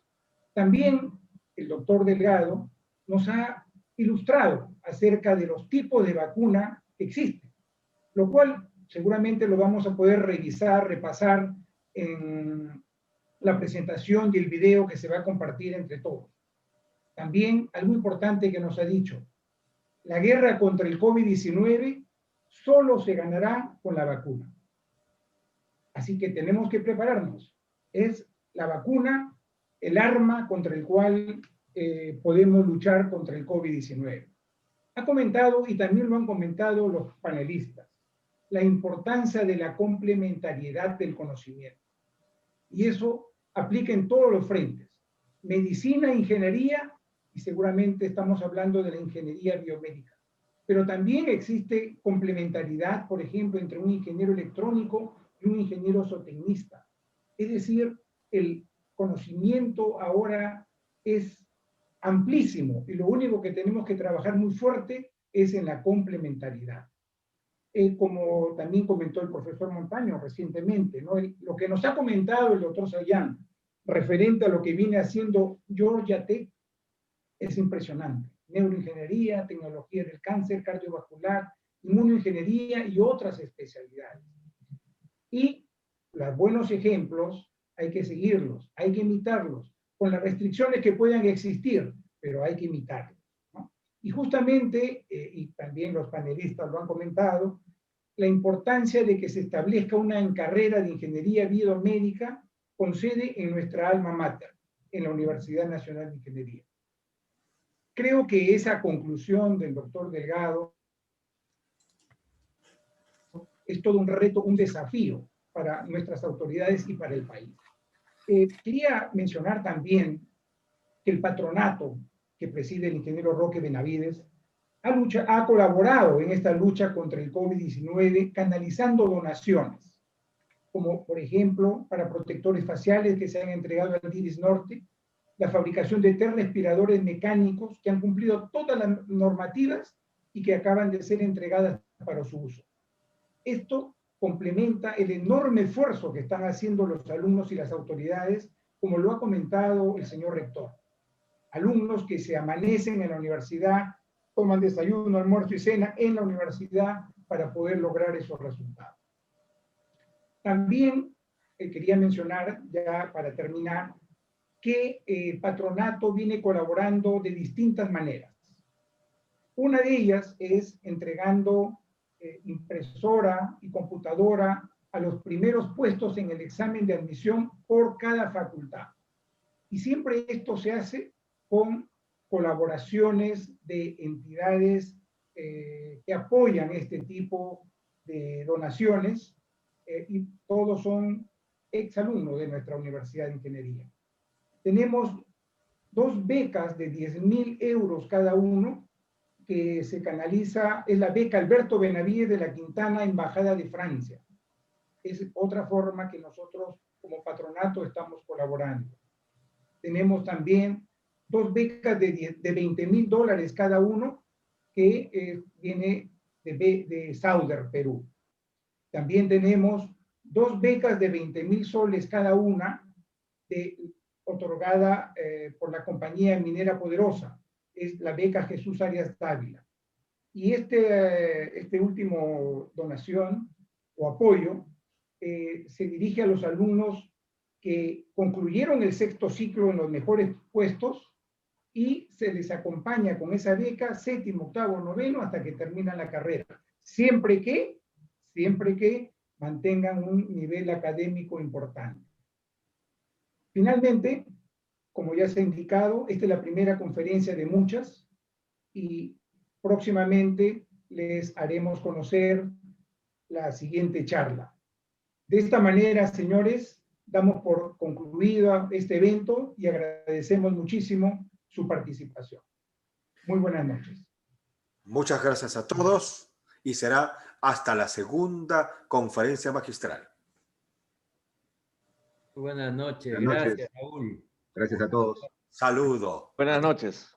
Gracias. Felicidades a todos. Gracias a todos. Gracias por compartir. Muchas gracias. Gracias, Gracias. Alberto. Gracias por Gracias a compartir. todos.